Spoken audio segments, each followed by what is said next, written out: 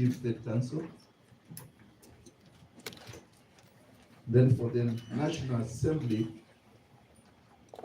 we have Eric Gumbo appearing for the National Assembly, and Paul Nyamodi, and the Honorable George Gitonga Murugara. My lords and my lady, for the Speaker of the National Assembly, we have Benson Nilimo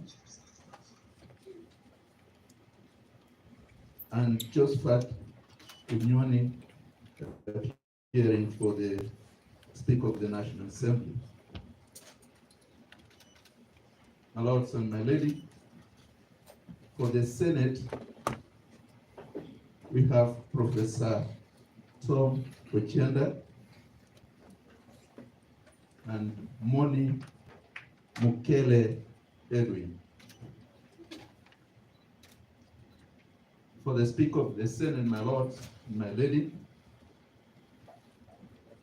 we have Mercy Tanchi and Peter Wanyama appearing for the Senate, for the Speaker of the Senate.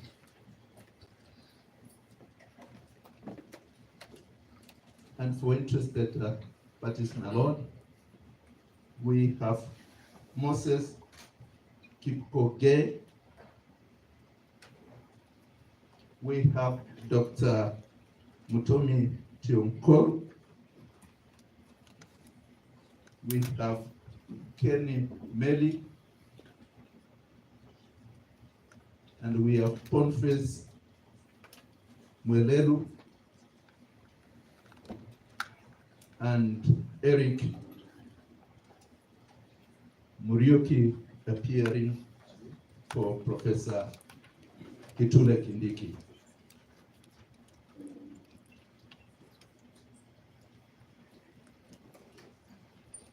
Sorry, my lord, for the Senate, we have Honorable Hirali Sigei for the Senate. In addition to Dr. Tom Ochenda. Yes, that is an addition, my lord, to Professor Tom Ochenda. Sigei. Honorable Hirali Sigei, Senate. My lord, I'm present.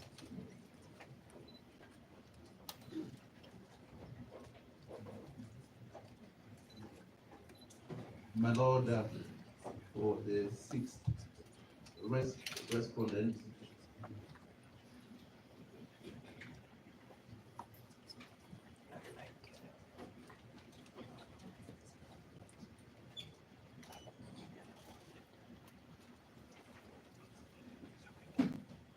much replied, my lord. I leave it at that. Thank you.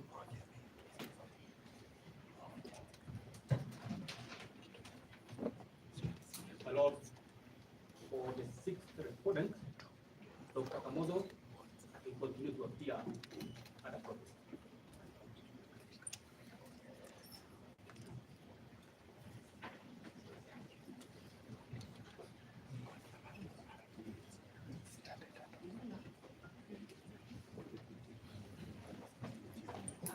Kimoto Teresia Wanjiru, Teres Kimoto and Company Advocate for the second petition.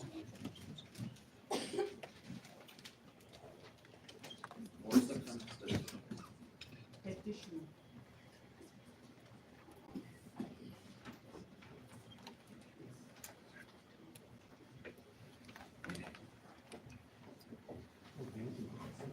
Okay. And my lords and my lady, my name is Kite Mungai. I appear in this matter with my colleagues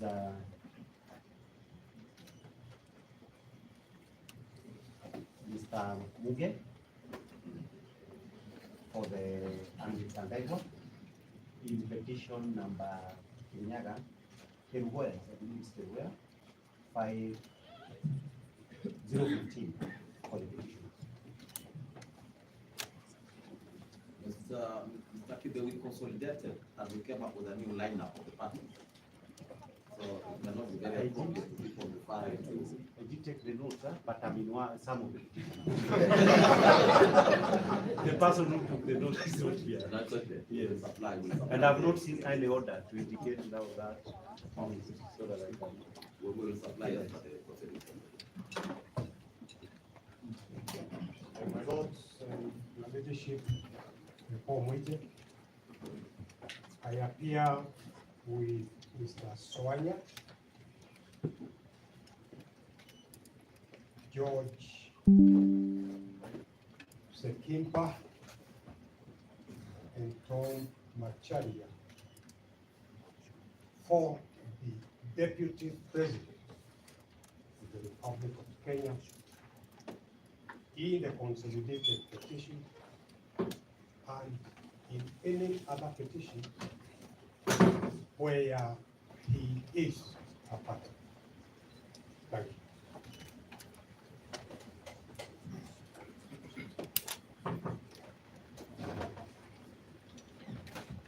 you. Next question number 4.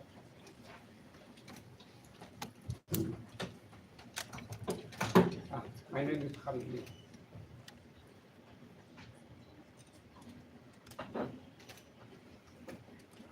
I appear for Victoria Syria.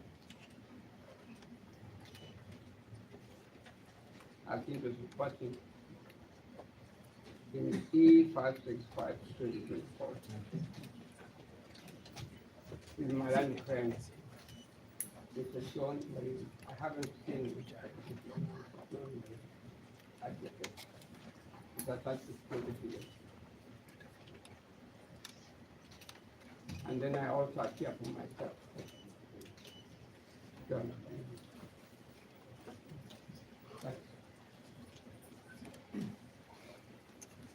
Good afternoon, my lady and my lords. For the third petitioner, my name is Mugi.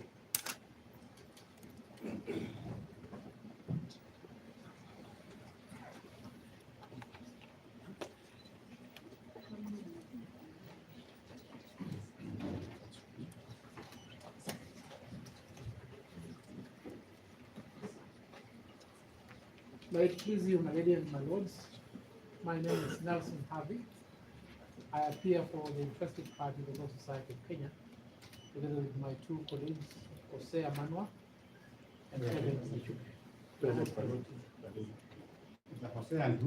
Jose Amanwa and Kevin Michuki. The man behind the camera.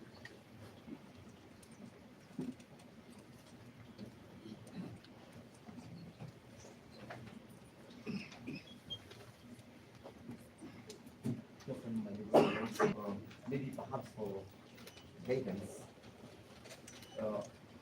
on which matters we are taking for a month, because this afternoon, and I believe my young friend Mr. Chibi will address it, we were served with a notice from the office of the deputy registrar indicating that there were several matters that were to be mentioned before you this morning, this afternoon, and last evening when we were breaking, we were to come for a ruling. Perhaps we need to have clarity that we don't have a mixture of things. We are dealing with the ruling. After which the ruling is supposed to be delivered now. Then After that, we'll deal the issues. then if that's the case, therefore, then it means there are some advocates who have gotten on record for forum who did not participate or they are not parties in this particular proceedings. Like who? Yes, let's all have it.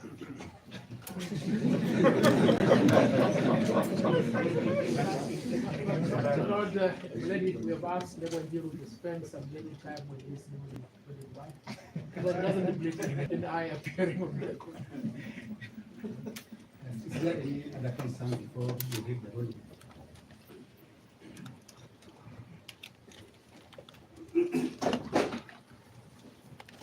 Our ruling is ready on the consolidated petitions with the lead file being petition number E565.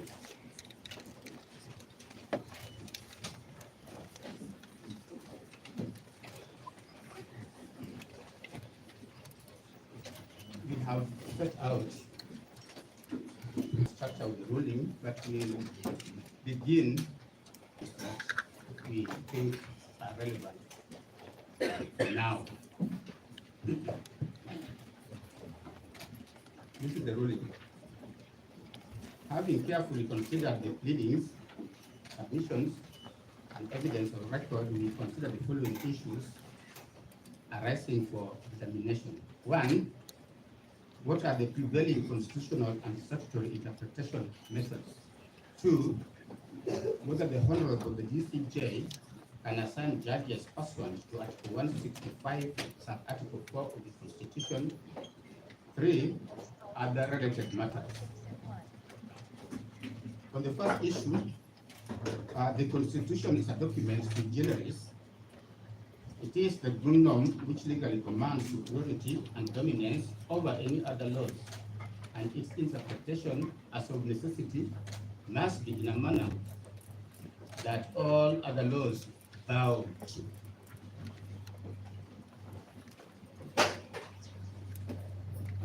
The court in S versus Atchison, 1991, captured the centrality of the Constitution as follows. The Constitution of a nation is not simply a statute which mechanically defines the structure of government and the relationship between the government and the governed. It is a mirror reflecting the national soul, the identification of ideals and aspirations of a nation, the articulation of the values bonding its people and disciplining its government. The spirit and tenor of the Constitution must therefore preside and permeate the process of judicial interpretation and judicial discretion. In the matter before the court, the High Court has once again been called upon to address the issue as to whether Chief Justice of the Republic of Kenya, whom we refer to herein as the DCJ, can exercise the power of assigning and impaneling expanded benches of the High Court. As such, the interlink between Articles 161 sub-Article 2 and Article 163 sub-Article 1 and Article 164 sub-65 sub-Article 4 of the Constitution, as well as Section 5 of the Judicial Service Act, come into play. On that score, it is paramount to briefly look at how the Constitution and the statutes ought to be interpreted. As a starting point, the Constitution itself provides for its own theory of interpretation. That is in Article 20, sub-Article 4, and Article 259, sub-Article 1.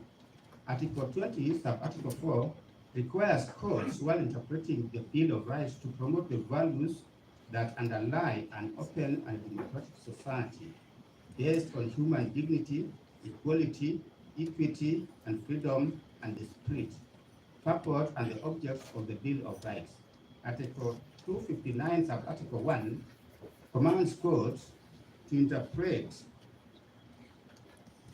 the Constitution in a manner that promotes its purposes, values, principles, advances, and rule of law, human rights and fundamental freedoms in the Bill of Rights, permits the development of the law, and contributes to good governance. In hailing the Constitution of Kenya as a highly transformative one, courts have over time developed various methods or canons of interpretation. In the case of David Lee and others versus Attorney General, the learned High Court judges dealt with four constitutional interpretive principles, being that the Constitution must be interpreted holistically, that the Constitution does not favor formalistic approaches to its interpretation, and it must not be interpreted as one would a mere statute. The Constitution has provided its own theory of interpretation to protect and preserve its values, objects, and purposes, and that in interpreting the Constitution, non-legal considerations are important to give its true meaning and values. The Supreme Court, in the matter of the Kenya National Commission on Human Rights, Supreme Court Advisory Opinion reference, which of paragraph 26, answered the question as to what holistic interpretation of the Constitution means. The court stated as follows: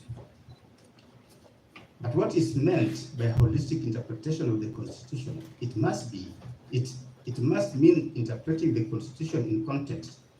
It is contextual analysis of a constitutional provision, reading it alongside and against other provisions, so as to maintain a rational explication of what the Constitution must be taken to mean in the light of the history of the issues in dispute and of the prevailing circumstances. In the case of Tani Fuza versus Attorney General, which I've given, citation I've given, the court was of the firm position that the Constitution must be read as an integrated whole. The court observed as follows: the entire Constitution has to be read as an integrated whole, and no one particular provision destroying the other, but each sustaining the other. This is the rule of harmony, the rule of completeness and exhaustiveness, and the rule of paramountcy of the written Constitution. On the tenet that the Constitution does not favor formalistic approaches to its interpretation, and that it must not be interpreted as one would a mere statute, the Supreme Court pronounced itself in the case in re-interim Independent Electoral Commission. The court said as follows: the rules of constitutional interpretation do not favor formalistic or positivistic approaches. The Constitution has incorporated non-legal considerations which we must take into account in exercising our jurisdiction. The Constitution has a most modern Bill of Rights that envisions a human rights-based and social justice-oriented state and society.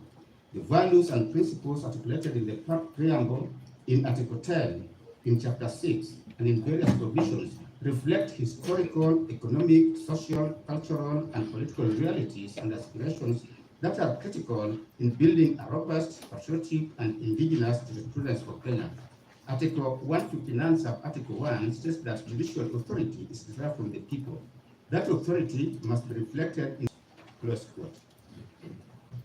In expounding the principle that the Constitution has provided its own theory of interpretation to protect and preserve its values, objects, and purposes, the retired Chief Justice, His Lordship Honorable Mutunga, had the following to say in his concurring opinion in the Speaker of the Senate and another versus Attorney General. The Honorable Chief Justice then had this to say: in both my respective dissenting and concurring opinions in the matter of principle of gender representation in the National Assembly and Senate,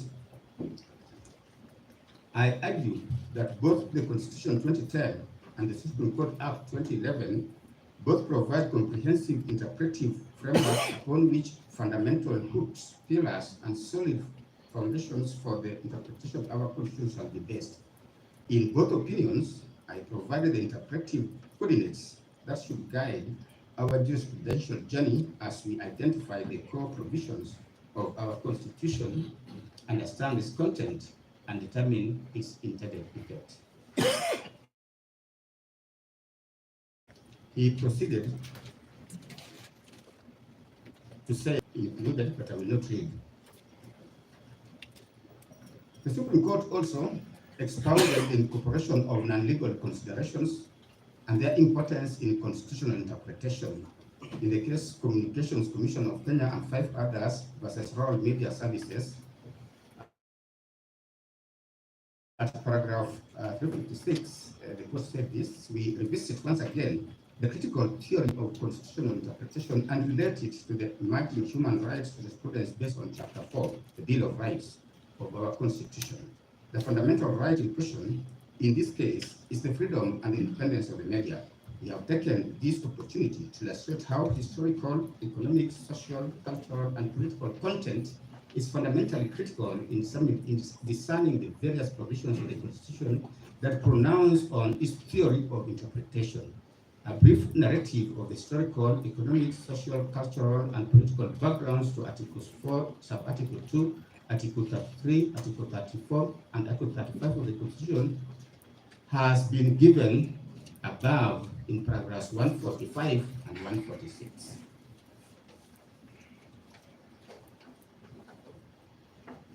We begin with the concurring opinion of the CJ and the President in Gitirau Munya case where there was references to Black Law Dictionary, where it was said that references to Black Law Dictionary will not, therefore, always be enough, and references to foreign cases will have to take into account these peculiar Kenyan needs and context. It is possible to set out the ingredients of the theory of the interpretation of the Constitution. The theory is derived from the Constitution through conceptions that my dissenting and concurring opinions have signaled as examples of interpretive coordinates. I'll not read the entire quotation. Then in the case of Center for Rights, Education and Awareness and another, the Court of Appeal also dealt with the subject of constitutional interpretation and laid out the very principles discussed above. The court further recounted the nexus between the principles of constitutional interpretation and the principle of statutory interpretation in the following manner. The principles on constitutional interpretation are not new. They also apply to the construction of statutes. There are other important principles which apply to the constructions of statutes, which in my view also apply to the construction of a constitution, such as presumption against absurdity, meaning that a court should avoid a construction that produces an absurd result. The presumption against unworkable or impracticable result, meaning that a court should find against a construction which produces unworkable or impracticable result. Presumption against an anomalous or illogical result, meaning that the court should find against a construction that creates an anomaly or otherwise produces an irrational or illogical result.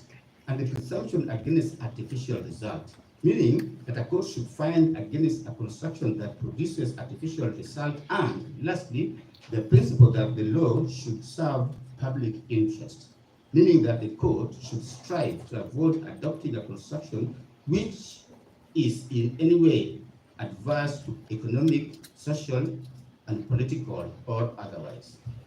The court, as an independent arbiter of the Constitution, has fidelity to the Constitution and has to be guided by the letter and spirit of the Constitution. On our part, we wish to re-emphasize that the Constitution directs that it shall be interpreted in line with the doctrine of living constitutionalism. The doctrine holds that a constitution is a living document meant to evolve over time to reflect societal changes, contemporary realities, and shifting values. It further recognizes that the law is dynamic and adaptable to evolving circumstances, often encapsulated in the maxim that, in quote, the law is always speaking. It underscores the constitutional provisions as not static or frozen in time, but must be understood as applying to current circumstances regardless of their original context. This interpretive approach ensures that the Constitution remains relevant and effective in guiding the governance and legal framework of a modern, dynamic society. Moreover, the doctrine that the law is always speaking aligns with the purposive approach to constitutional interpretation as endorsed by courts in various jurisdictions. Under this approach, courts are required to interpret constitutional provisions in a way that gives effect to their underlying purpose and objectives, rather than adhering to a rigid or literal reading. Further, courts have emphasized the need for a flexible and forward-looking interpretation of the Constitution to meet the needs of a modern state. With the above interpretive principles in mind, we will now deal with other issues posed in the application under consideration.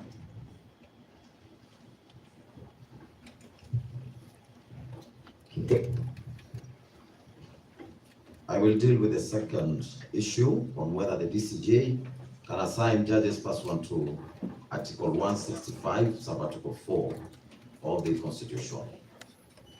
There is no doubt that this was the most contested issue in the subject application. Article 165, Sub-Article 3 and Sub-Article 4 of the Constitution provide for empanelment of benches of an even number of judges as follows. Permit me not to go through that. In dealing with the above issue, courts have taken two diametrically opposite positions. One of them being that the assignment of judges is a constitutional duty which can only be undertaken by the Honorable Chief Justice. As such, the Honorable DCJ cannot assign judges under Article 165, Sub-Article 4 of the Constitution. The other position posits that although the duty to assign judges is provided for in the Constitution, its implementation is administrative, and that duty can be undertaken by the Honorable DCJ.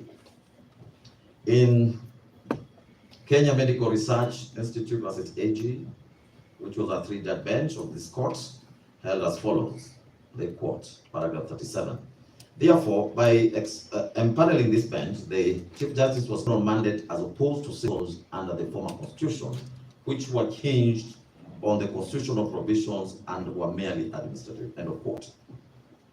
In Lena, Conchela, and others, which was a 5-judge bench of this court, the court went ahead and described the role of the Chief Justice under Article 165(4) as constitutional as opposed to a merely administrative function. It also said, it is our view that a constitutional mandate of the CJ can be judicial, administrative, or political, and the current Constitution does not indeed state that the Chief Justice is the head of the judiciary which embodies all these functions. The learned judges in that empaneled bench then found that the constitutional mandate exercised by the CJ under 165(4) of the Constitution is an administrative function. The court also elaborately dealt with the issue as to whether such an administrative function could be undertaken by the Honorable DCJ, and in the end, the court rendered itself as follows. I quote paragraph 78. It therefore our finding that constitutional function of the CJ to assign benches under Article 165(4) being an administrative function can be performed by the Deputy Chief Justice when the Chief Justice is for good reason unable to perform. End of quote. The petitioners in these matters also cited the decision in Okoiti versus JSC and another, which is constitutional petition number A408 of 2020, as buttressing the position that the assignment of judges is a constitutional mandate and the sole preserve of the Honorable the Chief Justice. The decision was delivered by yours truly, who is part of this expanded bench. We have carefully considered the said decision. One of the issues therein, which may be said to have a bearing on this matter, was whether the Honorable CJ could rely on Section 5, subsection 4 and subsection 5 of the Judicial Service Act to authorize the Honorable DCJ to serve as the acting Chief Justice when the Chief Justice was proceeding on leave pending retirement until when a succeeding Chief Justice was appointed. As the matter did not deal with the nitty-gritties of the aspect of assigning of judges, but rather the constitutionality of the actions of the CJ who was exiting service, we respectively find that the issue is not at par with what is under consideration in this instant application. The said decision is hence distinguishable. Returning to the matter at hand, it is imperative to look at the various terms which come to play in this matter, including the administrative actions as well as judicial actions. We have gone through that. I do not think there's need for me to read all that. It's in the ruling, and I proceed to state that from the above discourse, we do not find any difficulty in affirming the position that a constitutional mandate of the Honorable Chief Justice can be judicial, administrative, or political. We further find and hold that The constitutional mandate exercised by the Honorable Chief Justice under Article 165, Sub-Article 4 of the Constitution is a constitutionally administrative function. We shall now consider whether the function of the Honorable Chief Justice under 165, Sub-Article 4 of the Constitution can be performed by the Honorable DCJ. Article 161 of the Constitution establishes the office of the Chief Justice as the head of the judiciary, and that of the Deputy Chief Justice as the deputy head of the judiciary. Article 163 of the Constitution creates the Supreme Court and designates the Honorable Chief Justice as the president of the court. The Deputy Chief Justice is to deputize the Chief Justice and is also the vice president of the court. Article 171 of the Constitution establishes the Judicial Service Commission, or the JSC, as one of the Chapter 15 commissions. The Honorable Chief Justice in JSC is the chairperson, and in this scenario, and unlike the constitutional architecture in Articles 161 and 163, the Honorable DCJ is not the vice chairperson of JSC.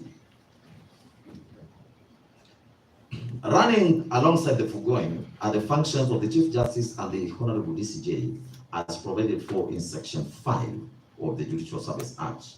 The provision states as follows. This is in respect to administration of the judiciary. I do not need to read through all that. I proceed to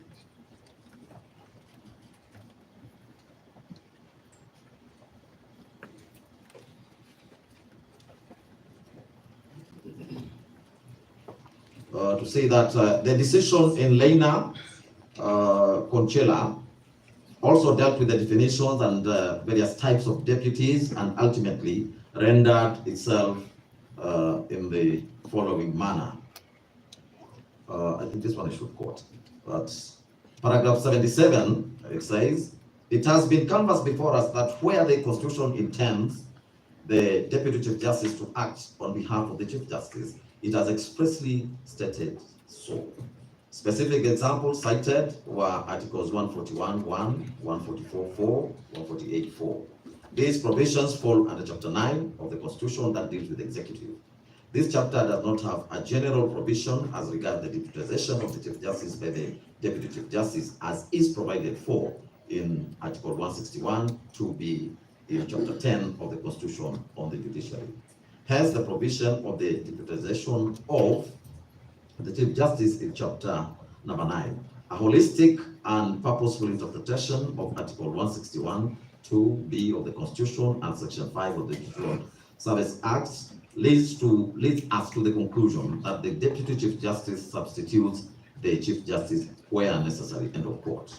In the end, the learned judges found and held that the constitutional function of the Honorable Chief Justice to assign the benches under Article 165 for the Constitution, being an administrative function, can be performed by the DCJ when the DCJ is for good reason unable to perform this function. On our part, we have carefully addressed our minds to the issue. We find that there was a delay by the drafters of the Constitution for the Honorable DCJ to deputize the Honorable CJ as Deputy Head of the Judiciary and as the Vice President of the Supreme Court, but not in the JSC. Such was an emphasis on the various manifestations of the constitutional duties bestowed upon the Honorable Chief Justice and the Honorable DCJ. As such, the prevailing legal position is that the Honorable DCJ can deputize the Honorable CJ in discharging judicial functions and in the administration of the judiciary as an arm of government, but cannot do so in respect of the affairs of the JSC. Our attention has also been drawn to the provisions of Article 259, Sub-Article 3B of the Constitution, which states as follows. This refers to construing the Constitution, and reads as follows. Every provision of this Constitution shall be construed according to the doctrine of interpretation that the law is always speaking, and therefore, among other things, be Any reference in this constitution to a state or other public or public office or officer or a person holding such an office includes a reference to the person acting in or otherwise performing the functions of the office at any particular time. Emphasis, or otherwise performing the functions of the office at any particular time. The above provision creates three tiers in which constitutional functions can be exercised. That is, by the substantive office holder, or by a person in an acting capacity, or by a person otherwise performing the functions of the office at any particular time. In our understanding, and against the drafters of our constitution were deliberate about ensuring that the administration of duties and the application of the constitutional provisions are continuous and seamless, recognizing the necessity for offices and their functions to be performed even in transitional or extraordinary circumstances. Such an interpretation avoids technicalities and vacuums that could disrupt the functioning of state offices or public institutions, thereby promoting administrative efficiency and upholding the principles of constitutional governance. The provision reflects the broader principles of the rule of law and good governance, which require that state and public offices continue to function effectively, even during periods of transition or when the substantive office holder is unavailable. It in turn promotes legal certainty and administrative efficiency by ensuring that all constitutional responsibilities are carried out without disruption. For this reason, the functions of Article 165, sub-Article 4, in our view, and in as far as the same relate to the office of the Chief Justice, also includes the Deputy Chief Justice acting in the capacity of the office of the Chief Justice or discharging its functions in an interim, acting or auxiliary role. At this point in time, we also wish to point out that the Honorable Chief Justice empaneled this very bench on the 14th day of October 2024 to deal with 6 constitutional petitions that inter alia challenged the first petitioner's impeachment process in the National Assembly. The said petitions are still current. On the 18th of October 2024, the Honorable DCJ empaneled the same bench to deal with constitutional petitions challenging the impeachment of the first petitioner in the Senate. To us, it is beyond peradventure that the Honorable DCJ can assign judges under Article 165, sub-Article 4 of the Constitution, whenever he or she is discharging any of the constitutional functions on behalf of the Chief Justice.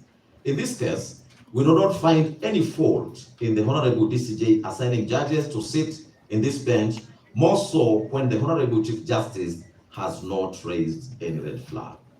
Thank you. Right. I will deal with a question of other related issues that came up during the submissions of the application.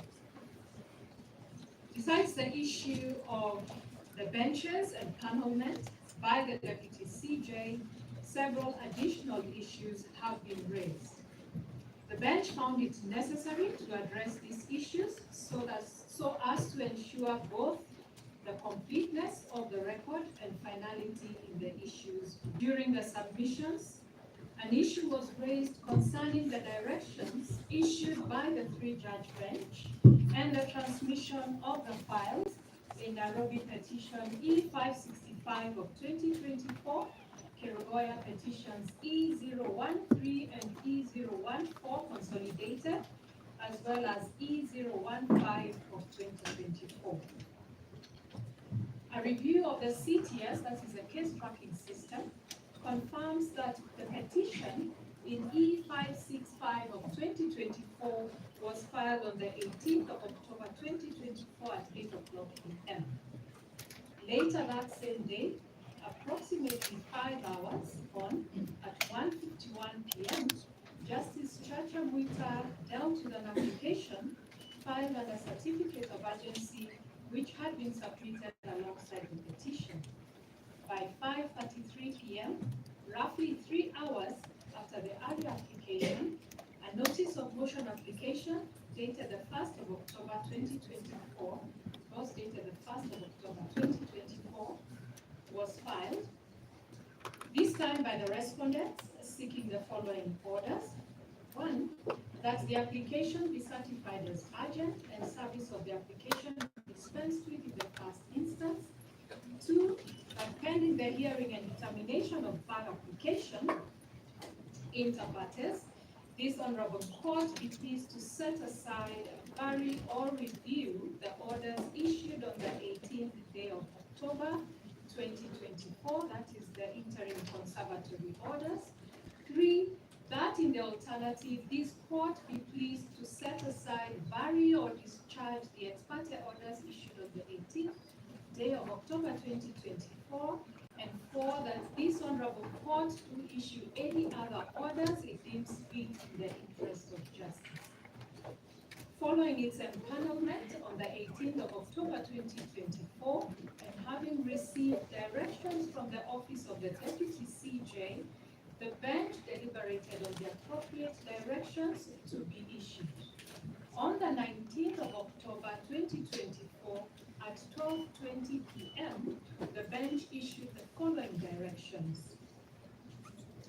That in light of the urgency of the matter and the weighty issues raised therein, we direct that the application be served and responded to forthwith for hearing inter partes on Tuesday, the 22nd of October 2024 at 11 a.m. in open court number 18.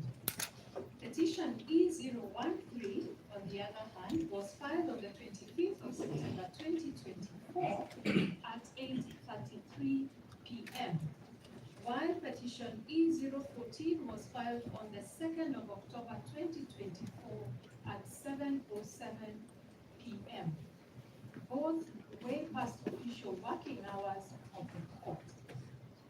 The CTS will further show that an application in E014 was filed on the 30th of September 2024, and directions were issued on the very same day, although the matter was not certified as urgent.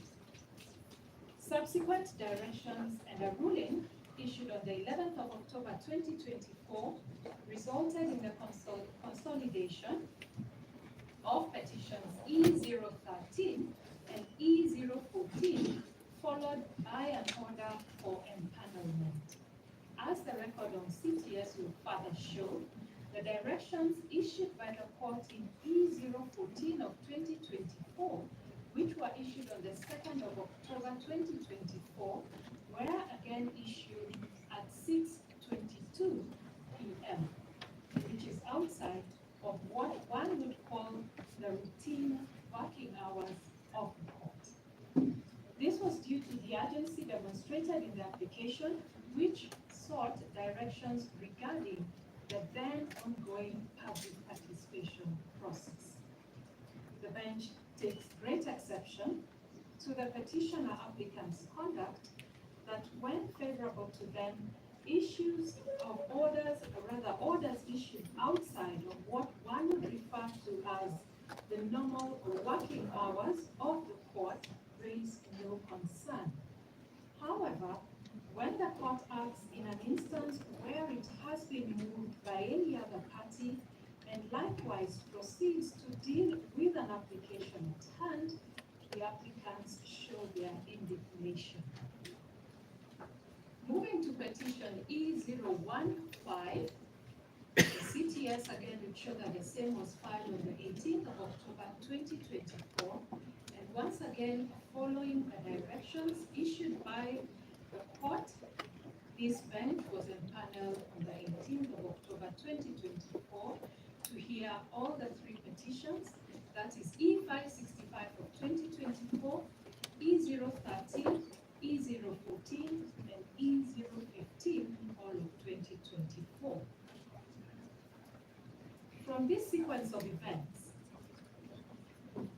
it is notable that the interaction between counsel and the courts on an almost real-time basis is not novel, and is in fact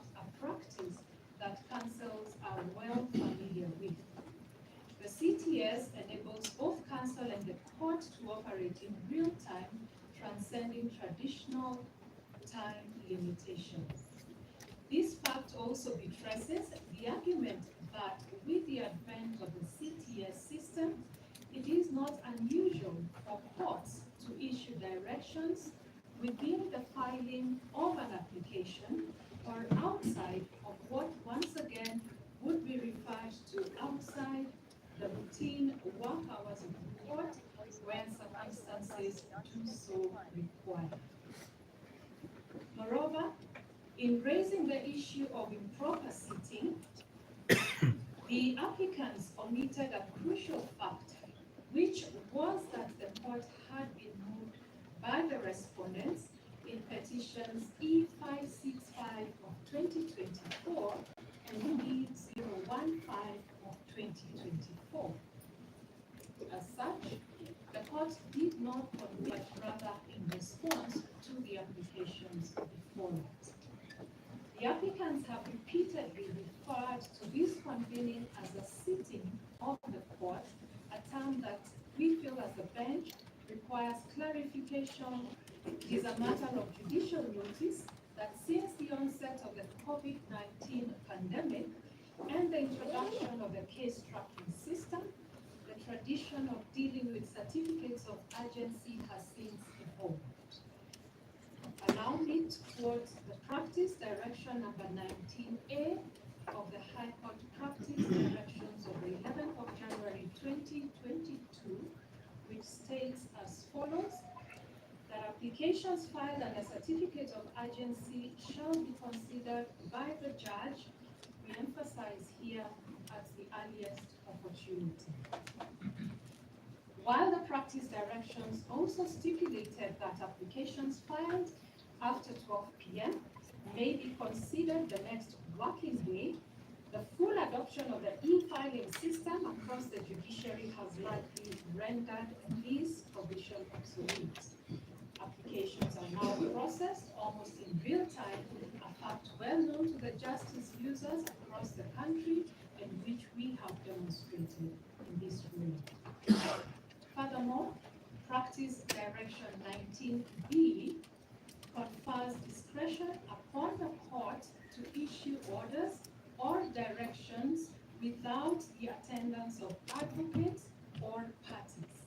This implies that the court can indeed issue directions on an application without the need for a formal sitting. The relevant provision once again reads as follows: that the court may, in its discretion, issue orders, stroke directions without the attendance of the advocates or parties. In this court, rather in this case, the issue has been raised that this court allegedly served and considered an application by the respondent on a Saturday outside of the official court hours. The ordinary definition of a sitting, as provided in the Black's-Law Dictionary, is a formal occasion when the court convenes to conduct its business. In this instance, no such formal sitting occurred. In this instance, I repeat, no such formal sitting occurred. Rather, the bench merely conferred and issued directions electronically as expressly permitted under practice directions 19B.